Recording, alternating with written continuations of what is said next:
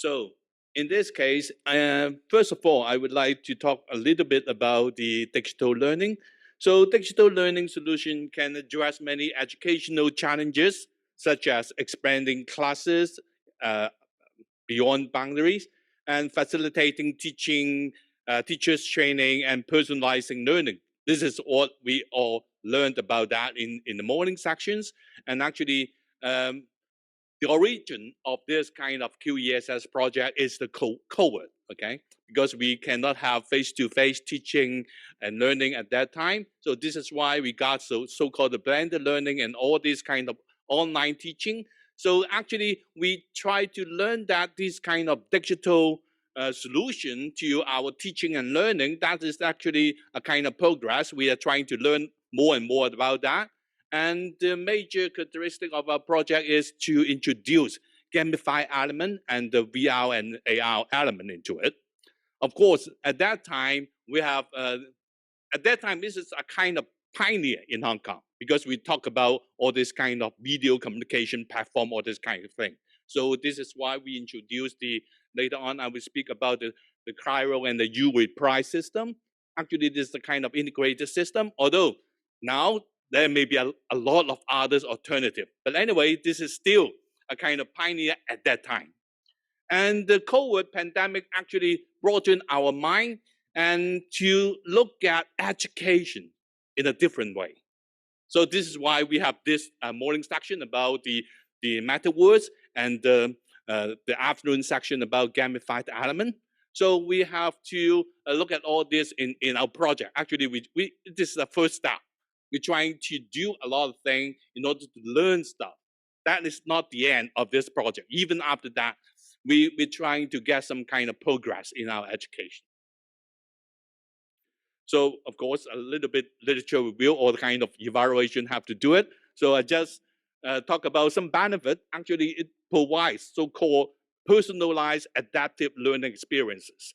As the keynote speaker in the morning talk about AI. AI help us to differentiate different types of students and give them tailor-made, customized learning environment. So with technology like virtual reality, this stuff, and that means they can repeatedly do that again. So in the morning, I remember talking with Jason. Jason talked about a lot of literature talking about the best way to learn is still traditional way. That means you're repeatedly doing the same thing, and it will improve your performance. That is practice make perfect. So the VR, the gamified element, the digital solution give us that kind of chance. For example, in my own teachings, I ask students to look at some video and answer all those questions embedded in the video. If they do it wrong, so they can repeat it, doing it again. Rewind and look at back before he can proceed the video, the student can proceed to other stage of the video. They need to do it right in order to proceed. So in this case, that means repeatedly doing the same thing and can enhance their learning. So in this case, anyway, so that means we can combine the traditional method of teaching, that means repeatedly doing the same thing to make sure they learn that with modern technology. So this is what we call the blended learning, okay? So in a way, so this is a kind of benefit. And actually it expands the reach and the diversity of learners. We can differentiate different learners, their ability, according to their ability to customize the kind of learning they needed, okay? So this is actually a good thing. And then we can also foster interactive and collaborative learning among learners, teachers, through features like video communication, because most of the time, I don't know whether you have that kind of experience. If you are in a face-to-face situation, you ask student question, nobody answer you. But online, they may answer you if they are there, okay? So in this case, I mean, it can facilitate that kind of interaction in a way. And we also can incorporate innovative, engaging elements, just like the VR, just the Bang Bang to show us. Okay, this is the very real, horrified disaster situation. So actually, this is I think it is very innovative because in the real time, nurses may face all this kind of real thing in their life. So you better face it in a stimulated environment before you're doing the real thing, okay? And it also facilitates formative and summative assessment of learners. So that is related to assessment. So all these are benefits. And this is our project. So our project has basically, we can classify it in three types. The first one is set up a video communication solution that has a built-in simultaneous response system to engage students in online teaching, online classes, and also provide solution for online assessment. So that is the Cryo and U-Reply system. And the second one is develop a VR/AR courseware application and design online and blended learning courses informed by game elements and VR and AR technology. And actually, this courseware is very useful. Derek, the morning, one of the panel members, and he actually create a kind of VR courses in a course in our college that is called Focus in Art, something like that, or Art in Focus. I can't remember the course name. Unfortunately, today he has the invigilation duty. Otherwise, he can demonstrate to you how he used that VR courseware to create some kind of teaching material in his course. Okay, and this is the @VR. Okay, this is a course where we together, our project developed to help teachers to use it in a very convenient way to create some quite elegant, but a little bit simplified, of course, comparing to the very sophisticated VR production. But anyway, this is good for teaching students to make them have a kind of innovation, have a kind of interest in learning materials, okay? And this is our @VR. And lastly, we organize different types of seminars, workshops to help teachers in our participating institute to learn more about gamification, to know more about VR/AR, and all this kind of technology, and how we can employ them in our classes, okay? So lastly, of course, it related to the last thing is, how can we combine all this together and create a fruitful learning and teaching environment? So here, I don't want to repeat them. This is all we have achieved. Of course, because this is the project, we all know that, just like Jason mentioned about in his psychology courses, the last thing would be evaluation. This is why I come in, okay? We talk about evaluation. We talk about how much we have achieved. So our methodology is quite simple. We use mixed method. The first one, of course, existing records, including attendance, usage, and online comments by teachers and students. The second one is quantitative. That is the student and teachers surveys. And the last one is qualitative. That is the focus group with both students and teachers. So this is what, these are the methodology we employ. So these are the user data. So we can see that about the Cryo and U-Reply, totally they are combined. This can be divided into basic, multi-item activities. Basic, that means they use the basic function. Multi-item, that means they use more than one in different cases. And activities, that is the most important and more sophisticated one. I mean, they design something that student can do as a whole, okay? So these are the three different levels. Of course, you can see that a lot of section with the basic element. And then more advanced, that is the activities one with less sections. Each section, that means a tutorial or lectures.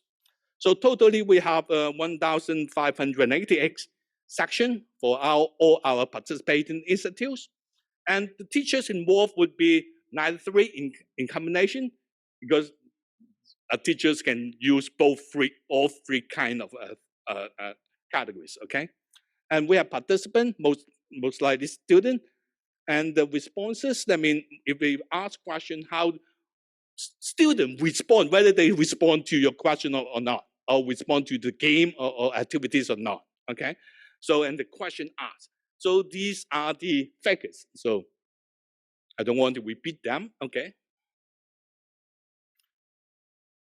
And in some, we can have some average, very summary statistic we talk about. So that is the participant per section.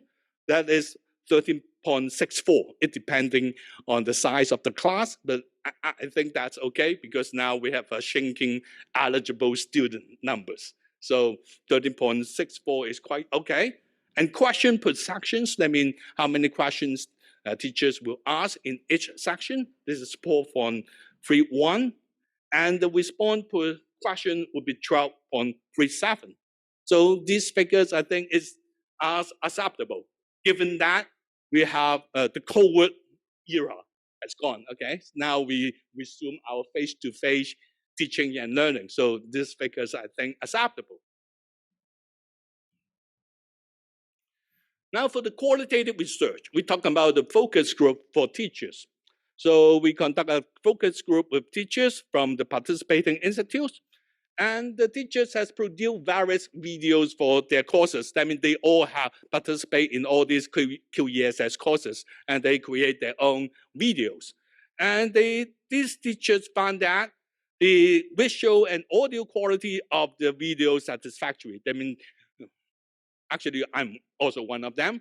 We all agree that our vendor is okay. Okay, they provide good quality video for us, and they appreciate the tailor-made nature of videos which fit the requirement of their courses. I mean, different teachers may have different requirements, different demands, and actually the vendors are able to fulfill all these kind of requirements. And they also utilize the video with other class activities, such as quizzes and online interactive platform. That means not just the cryo and you reply. They also use those video in their own platform, like Moodle in Moodle or Blackboard in whatever institutes they are using. Okay, and they also note that these scored activities were more motivating for students. That means if you just ask students to do things, they may be a little bit less interested in those activities. But you tell them they are scored, they will be marked, then they will be highly motivated.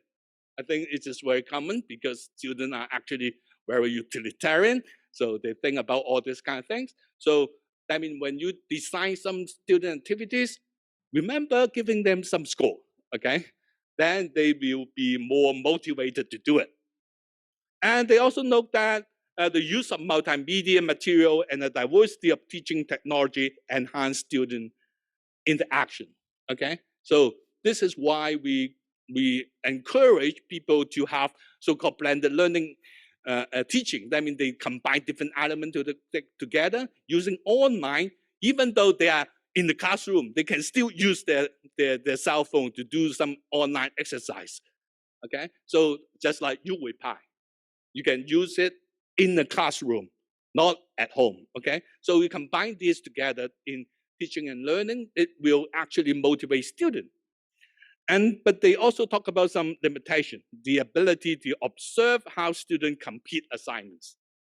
So whether they they touch a cell phone, whether they are actually communicating with other students to talk about the answer or not. So actually, as we have learned that in the morning section in the keynote speech, actually we don't care. We can not so far they learn something, whether they learn from us or learn from the other student. We don't care. So far they learn that. Okay, so maybe we adjust our mentality to talk about assessment in this case. And the second limitation will be the availability of similar education online platform used by different institutes. Maybe one of the most challenging, most important challenge for our project is whether we will continue to use cryo and U-reply, given that there are so many alternatives. Okay, so that actually we may think about that when we try to submit our final report. Okay, we may encounter the same type of question asked by our sponsors.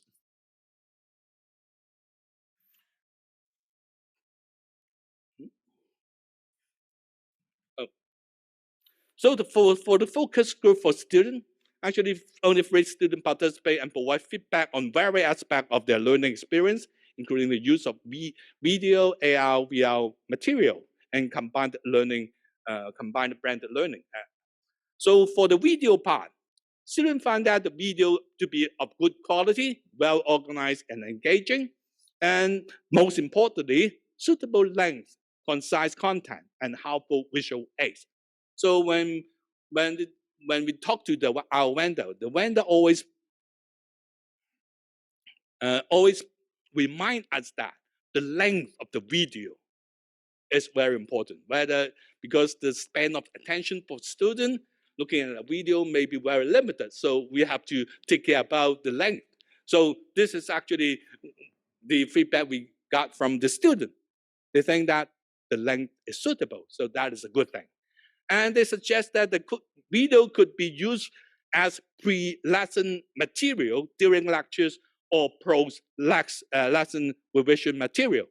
So when we resume back to face-to-face teachings, so the student may not like watching the video in the lectures. So this is why they suggest the pre-lesson material or pro-lesson material. That means before they come into class or after the class, not during the class. Okay. And the area of improvement includes a larger subtitle, bilingual subtitle. So these are the improvements we can make afterward. And the also inclusion of other footage and narrated and not narrated by the teacher's example or case study. So this is the student comment. With regard to the AR and VR material, students find these two make lectures more interesting and enhance their motivation to study.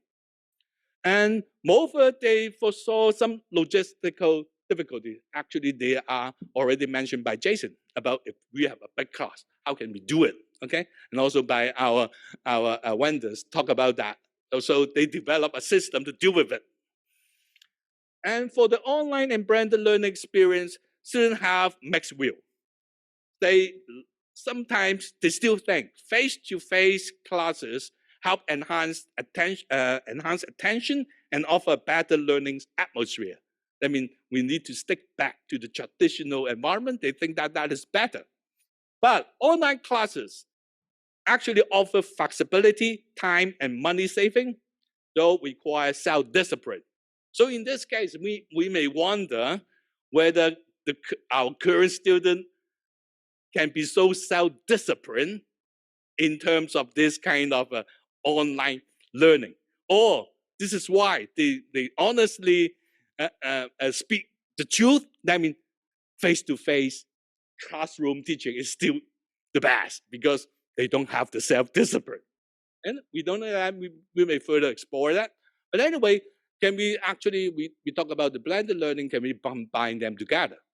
So, I mean, for example, 3 hours lecture and tutorial, maybe we can leave a 1 hour online, that means blended learning stuff, and the other 2 hours focus on face-to-face. So that means at least they have 1 hour flexibility. This is just a suggestion. We can design the course suitable for different discipline or different subjects. And they agreed that gamification of class content was useful for maintaining attention, providing motivation, and offering diversified learning experience. So these are the survey data after the qualitative data. So according to the survey data, these are for the student. So we have a Likert scale, 1 to 5. 5 is the most satisfactory. For the Xi'an University, 3.32. For characters, the 2 characters, one is 3.13 and 3.33. For our college, the UOW College Hong Kong is 3.5 out of 5. So actually, it's quite good. Nearly half of the students agree that the system Cairo and you reply improve interaction during the case. So this is from the student. From the teachers, actually even higher. Okay, as a user, we may appreciate that. So we have 4.05 for Xi'an University for 2 characters. That is 4.25 and 4.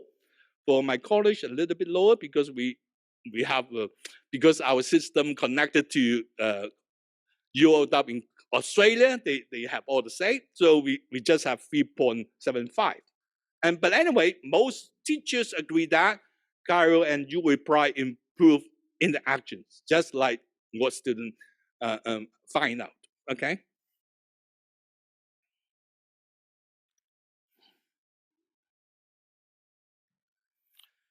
So there are also some kind of suggestion from the survey.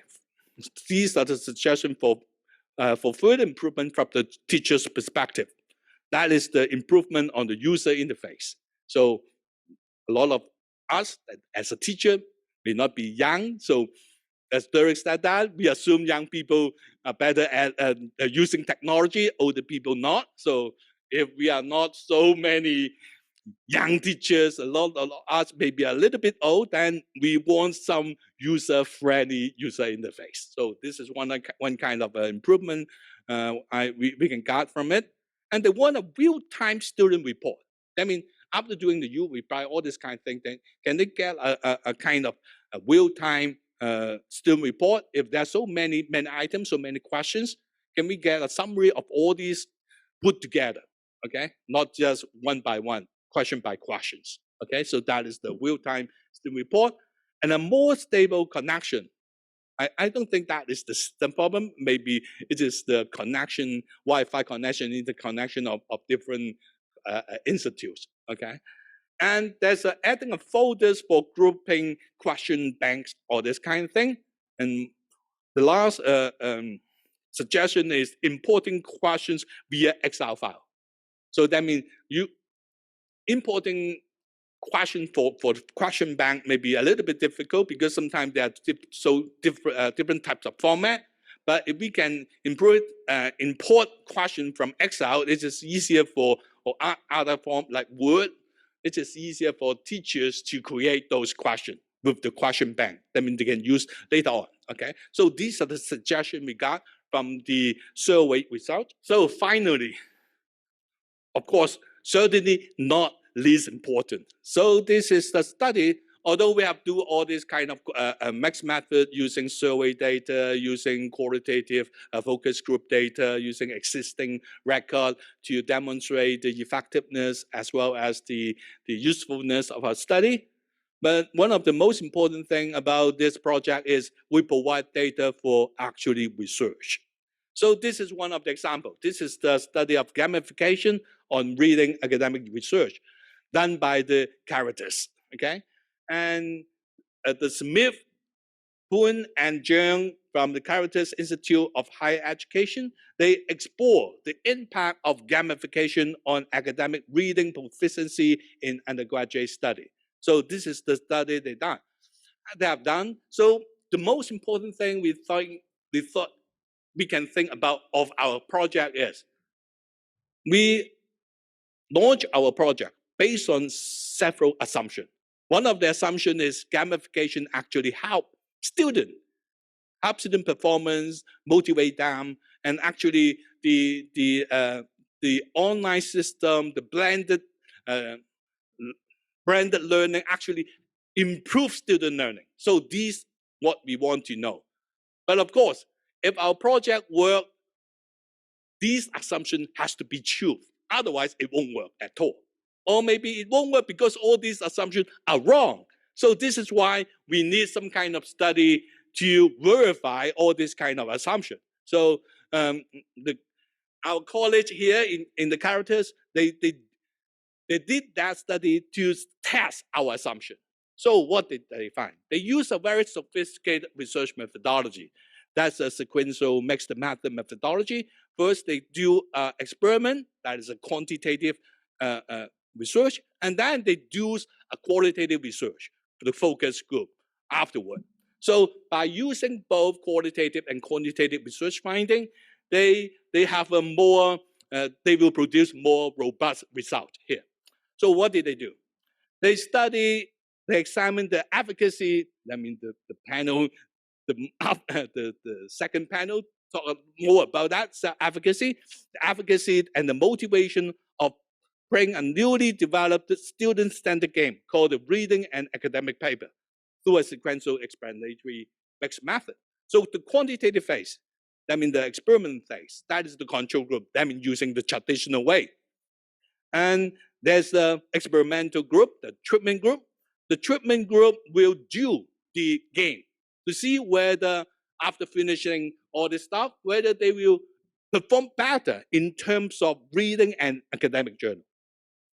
But the result find that the study find no significant difference between the two groups. That means there's no difference between the treatment group, the experiment group, and the control group. But the experimental group were enthusiastic about using gamification in their study and found the game to be a useful experience. So this raised a question, which we discussed in the morning panel section. Whether they are really enjoy the game or actually enjoy learning. So this may raise that kind of question. They are more enthusiastic with the game itself. They want game in the learning experience, but they never talk about learning. So this raises a question about our basic assumption, whether a gamified learning environment actually improves student performance or just improve their enthusiastic in a gamified learning environment, in the environment instead of the learning material. We don't know that. The team may further explore that kind of questions. And then they do a focus group to let students talk about their real experience. So it involved conducting focus group to evaluate academic reading games experience, to talk about the experience themselves. The focus group aimed to gain a deeper understanding of the 4 aspects of academic paper reading motivation: expectancy value, self-efficacy, competence, and interest. And they also explore student perception and experience of reading academic paper in a second language. And the result, similar to the quantitative experiment. Little difference between the experimental group and the control group. But the students in the experimental group were very enthusiastic to use gamification approaches within their study. Again, it raised a question, at least for me, whether they like the game or they like the learning material. Okay? So, but anyway, our researchers, their conclusion is, while gamification did not significantly improve academic reading proficiency, that is the performance, it did provide insight into student perception, motivation, and practice in relation to academic reading. So anyway, we can further explore all this kind of thing. Providing with our QESS project data, we may come up with different data at least to test about our basic assumption of the whole project. If those assumptions are proven wrong, then we may actually think about another project.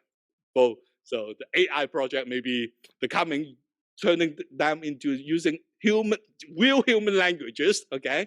So maybe our next QESS project. Okay, that's the end of my presentation. Thank you.